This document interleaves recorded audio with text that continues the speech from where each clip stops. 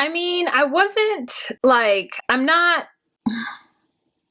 mad, you know, but I'm not satisfied. Hey guys, it's Wahima, but just call me Wah. Melanated! Welcome to this episode. I'm not even gonna recap it because, okay, let's just talk about Game of Thrones. Let me tell you what I liked. I liked the ending for all the Stark kids. They gave us Northern sovereignty, which is what your girl wanted. They gave us Arya, Sansa, and Bran alive. Jon ended up alive as well. That is what kind of saved me from hating it. I mean, not hating it. Here's the deal. I don't like to talk shit about a thing that I can't do, right? You know what I'm saying? Like, I'm not an equipped person to, I think, comment on a set of skills that I don't have. So people want to go at the writers and the producers. I don't think I could do better. So that's why I'm just like, I don't know what it needed, but it needed more. You know what I'm saying? It's like when you eat something and you're like, I don't know what it needs, but I know that the seasoning in it isn't enough. So we start out with Tyrion walking through the ashes and aftermath of King's Landing, and you can tell that he is disgusted. We have Jon walking around with Sir Davos and watching the Unsullied kill King's Landing men and him trying to stop Grey Worm from doing so, and the Unsullied acting like, okay, we'll kill you too then. So Sir Davos pulls Jon away and is like, you know, this is a fight to have at another point. Daenerys shows up on her dragon, and there's this like really great moment of her walking and you can see the dragon's wings behind her.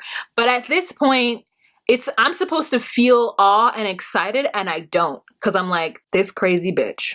It's bittersweet for me because at this point, I am 100% not on Daenerys' side, not even a little bit. And I should feel joy because this is what we've all been working for this entire time. And it just got ruined by her decision to kill children and to terrorize the people of King's Landing for no reason.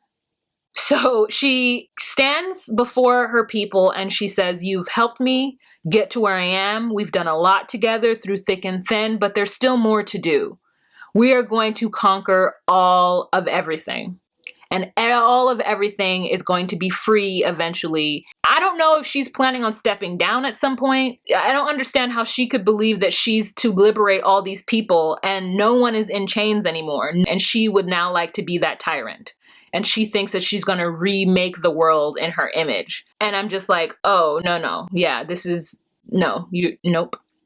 Tyrion, in front of everybody, takes off his hand of the queen and throws it on the ground. She then is just like, well, take him in arms then. If you're not with me, you're against me. So Tyrion gets locked up. Jon comes to visit Tyrion in his jail cell, which is like just a room. Tyrion is like, look, I made a mistake and I killed my best friend and I was wrong. And you know, you need to be king. And Jon's like, no, she's my queen. I'll talk to her. And she's like, no, there's no room for me in her life. And there's also no room for you in her life, rightful heir to the throne. So you need to think about yourself as well. And he's like, I'll do whatever for my queen. And then he leaves and he goes to find Dany and he walks up on the dragon and the dragon is like in camouflage underneath the snow.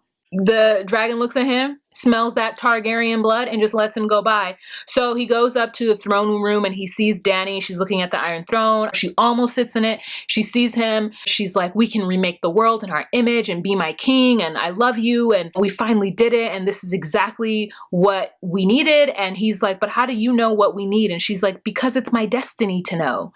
And he's like, okay. And so he hugs and kisses her and stabs her and kills her, and she has like a little dribble of like blood coming out of her nose and mouth, which didn't make any sense to me, but okay, we made a choice. And then somehow the dragon knows and he like flies up to the throne room, which, you know, part of the ceiling is missing because she's burned the shit out of it. And he tries to wake Dany up, recognizes that she's dead, and then looks at Jon as though he's going to kill Jon. And I think that he's going to try to burn Jon, right? And that Jon is not going to burn because of that Targaryen blood. And I was like, yes, let's see it. Or I thought like, okay, maybe he's going to then have control over the dragon. Like, yes, let's see that too. And then I think, oh, well, is he gonna burn Daenerys's body? Like, come on, let's see that. But no, he burns the Iron Throne as though he knows, or he's saying that since Daenerys died, that there's no more Iron Throne. What? Why did the dragon burn the throne? And if the dragon did burn the throne because she died, why does he not know that not only was Daenerys not the only Targaryen living, she couldn't even have children. So like, Jon is the next person in line, or the real person in line who can like keep the lineage going. I don't understand. So he melts the Iron Throne with his fire breath and scoops her up in his claw and takes off. What does it mean? Where is he going? What is he going to do with her body? What ends up happening? We're just all left to guess. You know, fan fiction, I guess it is. So then the next thing we have is Tyrion being woken up. It looks like it's been a couple of weeks. He's scraggly.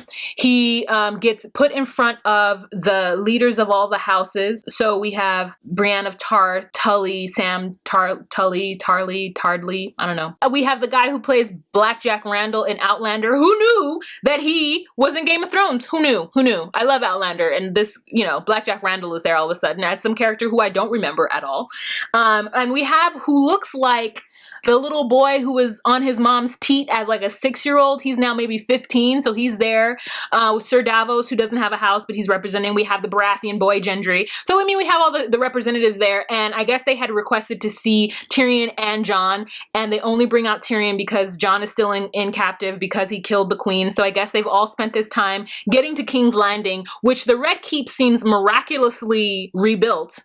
They argue about who's going to be king. They argue about what's going to happen with Jon. Tyrion steps up and says, king should be Bran the Broken. And they're like, Bran, what do you think? Bran's like, why do you think I came?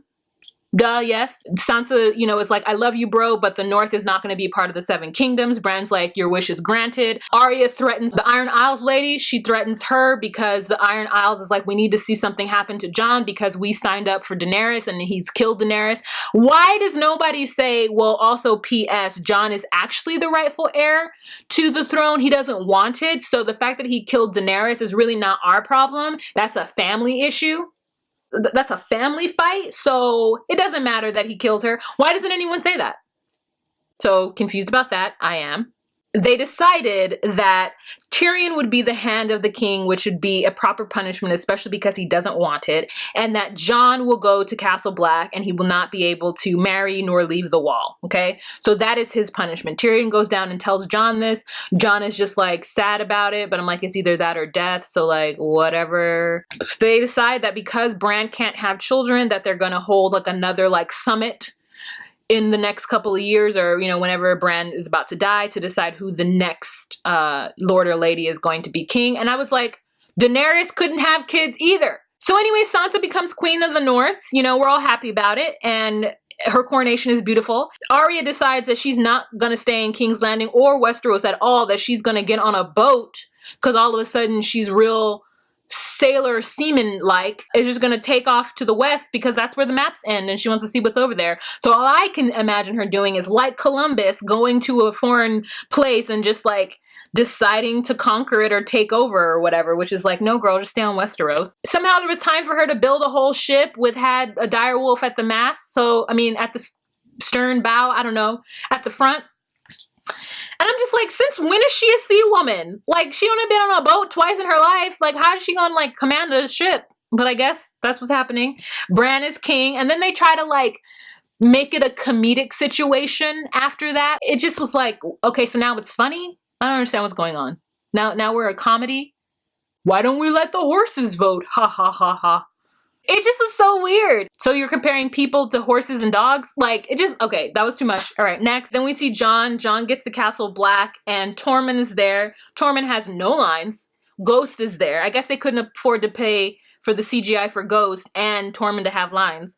So Jon ends up leaving Castle Black and just going beyond the wall. So I assume, because no one says anything, that he has decided to ditch his posting at Castle Black against his king Bran's orders and just go off and be the king of the free folk. Like, is he gonna take over now? Is he just gonna be king of the free folk in the North?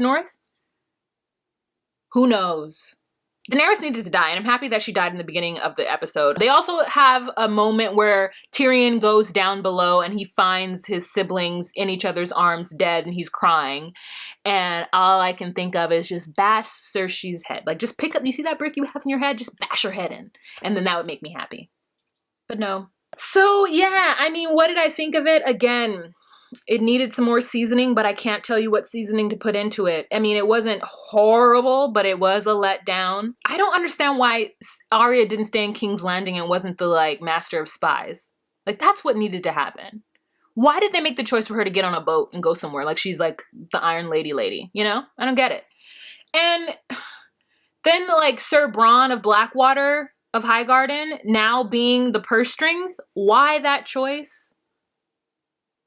Then they're arguing, and like Bran is like, hey, has anybody seen the dragon? And then they're like, no.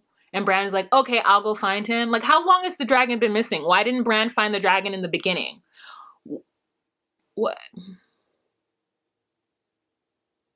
As far as character development goes, this was a really, really good episode for Peter Dinklage. I mean, him walking through King's Landing and seeing the ashes, him denying Daenerys, him having that conversation in his prison with Jon, him being in front of the council and like, you know, talking and getting Bran the Broken to be king, and then his conversation with Jon afterwards, and then him seeing his siblings. Like, this was all really good, like, actory shit. And then him being in the council room after they fixed it and fixing all the chairs, sitting in his chair, deciding on how he's gonna be the hand with these new group of people that he's like, they've all gone through this struggle together. So, like, there were some good moments for him. This was really his episode.